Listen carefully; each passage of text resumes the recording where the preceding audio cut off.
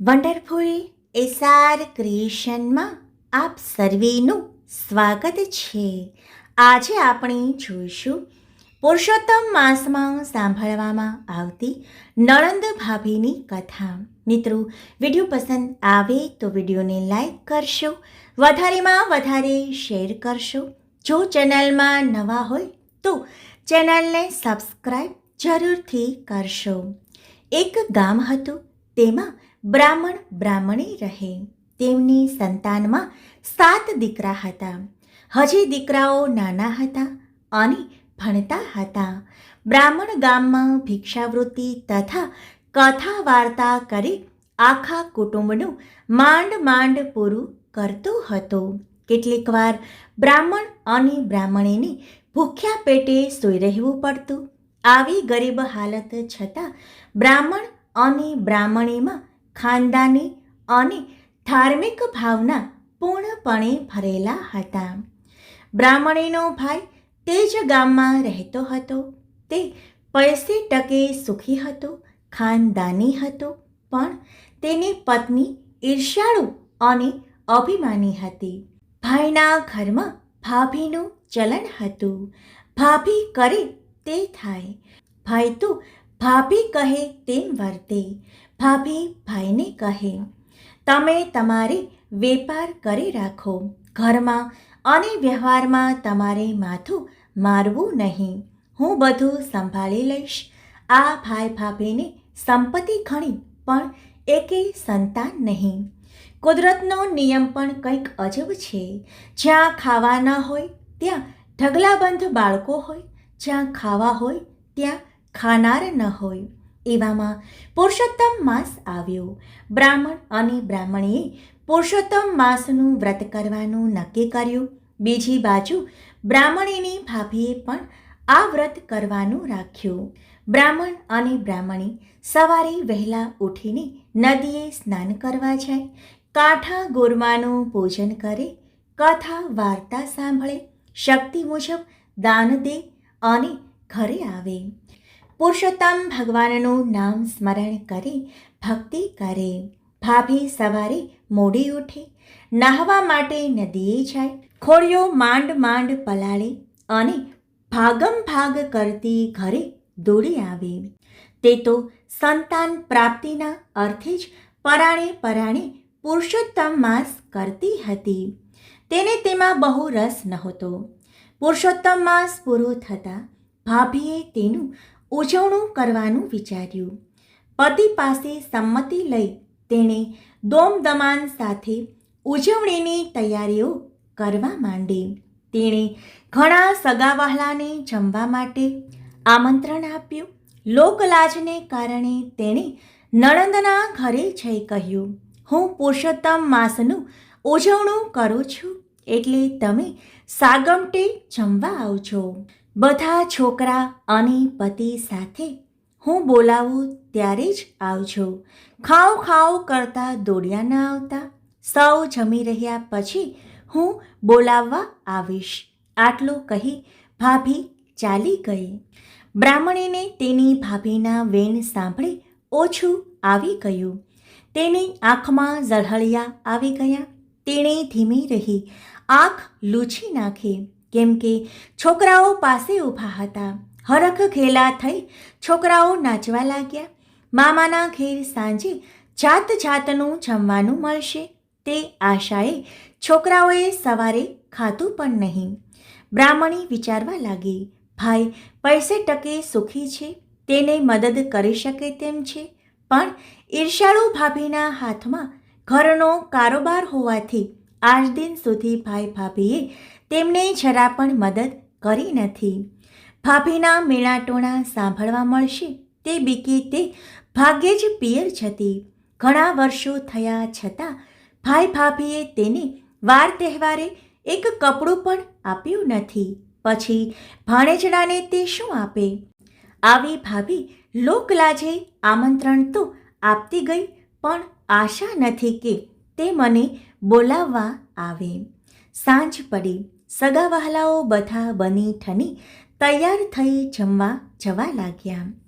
બ્રાહ્મણીના બાળકો પણ માને કહે, માં, અમને બધાને તૈયાર કર અને તું અને મારા પિતા પણ તૈયાર થઈ જાઓ. આપણે બધાએ આજે મામાને ત્યાં જમવાનું છે, તેથી મોડું ના કરશો. સવારના ભૂખ્યા છોકરાઓને બ્રાહ્મણી માંડ માંડ સમજાવીને શાંત રાખતી. આપણે તો ઘરના માણસ, સૌ જમી લે પછી જઈએ તો જ શોભે. હમણાં તમારી મામી તમને બોલાવવા આવશે, પછી આપણે જઈશું. આમ કરતા દિવસ આથમી ગયો. બધા જમી જમીને પાછા ફરવા લાગ્યા, પણ મામાના ઘરેથી કોઈ તેડવા ન આવ્યું. છોકરાઓ ધમપછાડા કરતા સૂઈ ગયા. ત્યારે બ્રાહ્મણીનો જીવ કકળવા લાગ્યો. હું કેવી અભાગણી કે મારા ભાઈને ત્યાં આખું ગામ જમ્યું, જ્યારે મારા છોકરાઓ ભૂખ્યા રહ્યા. છોકરાઓ સવારે પૂછશે તો હું તેમને શું જવાબ આપીશ? ભૂખ્યા પેટે સૂઈ ગયેલા છોકરાઓને સવારે કંઈક ખાવા આપવું પડશે. માટે લાવ, ભાઈના ઘેર જાઓ અને ઘરની બહાર પતરાળા પડ્યા હશે, તેમાંથી કંઈક લેતી આવું. આમ વિચારી તે ભાઈના ઘર તરફ જવા લાગી. ભાઈના ઘેર જઈને જોયું તો ઘરમાં મંગળ ગીતો ગવાય છે, આનંદ મસ્તી થાય છે, વાતોના તડાકા ચાલે છે. બ્રાહ્મણી ધીમા પગલે પતરાળાના ઢગલા પાસે ગઈ. આત્મા કકળે છે. પતરાળા લેવાનું દિલ થતું નથી, પણ ભૂખ્યા સૂતેલ છોકરાઓને પટાવવા આ બધું તેને કરવું પડે છે. તેણે સાડલાના છેડે થોડાક પતરાળા બાંધી લીધા અને ગુપચુપ ત્યાંથી પાછી ફરી. બ્રાહ્મણીએ ઘેર આવી પતરાળામાંથી વધ્યું ઘટ્યું લઈ લાડવા વાળ્યા. પછી બધા પતરાળાને વાળી ઘરની પાછળના ભાગમાં ફેંકી દીધા. તે રડતી કકળતી ભગવાનનું નામ લેતા લેતા સૂઈ ગઈ. બ્રાહ્મણી સવારે વહેલી ઉઠી અને ઘરની પાછળ નાખેલ પતરાળાને ભેગા કરી ઉકરડે નાખી દેવાનો વિચાર કર્યો. જ્યાં પતરાળા તરફ નજર કરી તો બધાએ પતરાળા સોનાના થઈ ગયેલા હતા. તે આ જોઈ આભી બની ગઈ. તેણે 2 હાથ જોડી ભગવાન પુરુષોત્તમને નમન કર્યા. તે તરત પોતાના પતિ પાસે જાય છે, તેમને જગાડ્યા અને બધી વાત કરે છે. બ્રાહ્મણી પુરુષોત્તમ ભગવાનની કૃપા માની આનંદિત થયા. બ્રાહ્મણ બોલ્યો, ભગવાન પુરુષોત્તમનું વ્રત આપણને ફળ્યું છે. તેમણે આપણી ગરીબી જોઈ આપણો ઉદ્ધાર કર્યો છે. ત્યારે બ્રાહ્મણી બોલી, તમે આમ લાલચમાં ન પડો. આ પતરાળા આપણા નથી, મારા ભાઈના છે. જે વસ્તુ જેની હોય તેને પાછી સોંપી દેવી જોઈએ, તેમાં જ પ્રભુ રાજી રહે છે. બ્રાહ્મણ તો ગરીબ હતો, પણ ધર્મના માર્ગે ચાલનાર હતો. તેને પત્નીની વાત સાચી લાગી. તેણે પત્નીને કહ્યું, તું કહે તે બરાબર છે. આપણે લાલચમાં આવી આ પતરાળા આપણે ત્યાં રાખવા ન જોઈએ. તું આ સોનાના પતરાળા તારા ભાઈને ત્યાં આપી આવ. અગર તારા ભાઈને અહીં બોલાવી લાવી તેમને સુપ્રત કર. બ્રાહ્મણે તરત ભાઈના ઘેર પહોંચી. ભાઈ ભાભી હમણાં જ ઉઠ્યા હતા. બહેનને આવેલી જોઈ ભાઈ બહાર આવ્યો. એટલે બહેને ધીમા સાદી કહ્યું, ભાઈ, મારે તમારું જરૂરી કામ છે, એટલે મારી સાથે ઘેર ચાલો. નણંદનો અવાજ સાંભળી તેની ભાભી ઘરમાંથી બહાર આવી. તેને લાગ્યું કે નણંદને નોતરું આપવા છતાં ભૂખી રાખી છે, તેથી એ ભાઈના કાન ભંભેરવા આવી હશે. આથી ઉતાવળા અવાજે તે બોલી, નણંદબા, તમે ગઈકાલે રાતે તો બધા ભરપેટ જમી ગયા છો, છતાંય અત્યારે મીઠાઈ માગવા દોડ્યા આવ્યા. તમને શરમ નથી આવતી? ભાભીના આ વેણ સાંભળી બ્રાહ્મણીની આંખમાં સળહળિયા આવી ગયા. દીધા નોતરે ભાણેજડા ભૂખ્યા રહ્યા એ વાતનું દુઃખ તો હતું જ, તેમાં ઉપરથી આવું બોલીને ભાભી ડામ દઈ રહી હતી. કહેવા માટે જીભ તો ઘણી સળવળી, પણ વાત સાંભળી ભાઈનું દિલ દુભાશે તેવા વિચારથી તે મૌન રહી. ભાઈ બોલ્યો, કાલે તમે જમવા આવ્યા હતા, છતાં મને મળ્યા પણ નહીં. મારે તને કાપડું આપવાનું હતું, આમ છતાં બ્રાહ્મણે કંઈ બોલી નહીં અને ભાઈને લઈને પોતાને ઘેર આવી અને સોનાના પતરાળા તેની સન્મુખ મૂકી બોલી, ભાઈ, આ સોનાના પતરાળા તમારા છે, તમે લઈ જાઓ. આ પતરાળા ઉપર અમારો અધિકાર નથી. ભાઈ આ સોનાના પતરાળા અને બહેનની વાત સાંભળી નવાઈ પામ્યો. તે બહેન સામું જોઈ રહ્યો અને બોલ્યો, આ બધું શું છે તે મને સમજ પડતી નથી. તું મને વિગતથી સમજાવ એટલે કંઈ સમજ પડે. ત્યારે બ્રાહ્મણી આંસુ ભરી આંખે કહેવા લાગી, ભાઈ, હું ખોટું નહીં બોલું. મારી ભાભી મને જમવા માટે ગઈકાલે નોતરું આપવા તો આવી હતી અને કહે કે હું તમને જમવા બોલાવવા આવું ત્યારે તમે બધા જમવા આવજો. રાત પડવા છતાં અમને કોઈ બોલાવવા આવ્યું નહીં, એટલે તારા ભાણેજડાઓને ભૂખે પેટે સુવડાવી દીધા. પછી મને વિચાર આવ્યો કે સવારે છોકરાઓ મામાના ઘરનું મિષ્ટાન ખાવા માગશે તો હું શું જવાબ દઈશ. આથી કરીને હું તારે ત્યાં મોડી રાત્રે આવી ત્યારે તમે બધા ધમાલમાં હતા, તેથી મારા ઉપર નજર ન પડી. બહાર પતરાળાનો ઢગલો પડ્યો હતો, એમાંથી થોડાક પતરાળા હું ઘેર લઈ આવી, વધ્યા ખટિયાના લાડવા વાળ્યા અને તે પતરાળા ઘરની પાછળના ભાગે નાખી દીધા. સવારે વહેલી ઉઠી તે પતરાળા ઉકરડે નાખવા લઈ જવા હું ઘરની પાછળ ગઈ અને તે ઉપાડવા જાઉં છું તો તે બધા સોનાના પતરાળા દેખાયા. મેં તારા બનેવીને આ વાત કરી અને અમે બંનેએ નક્કી કર્યું કે આ પતરાળા તારા હોવાથી આ ઉપર તારો અધિકાર છે, જેથી હું આ બધા પતરાળા તને આપવા માટે અહીં તેડી લાવી છું. બહેનની વાત સાંભળી ભાઈની આંખોમાંથી આંસુની ધારા વહેવા લાગી. એ હતા દુઃખના આંસુ.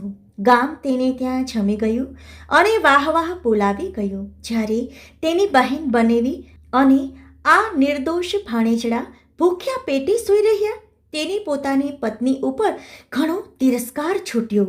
બીજા હતા હર્ષના આંસુ.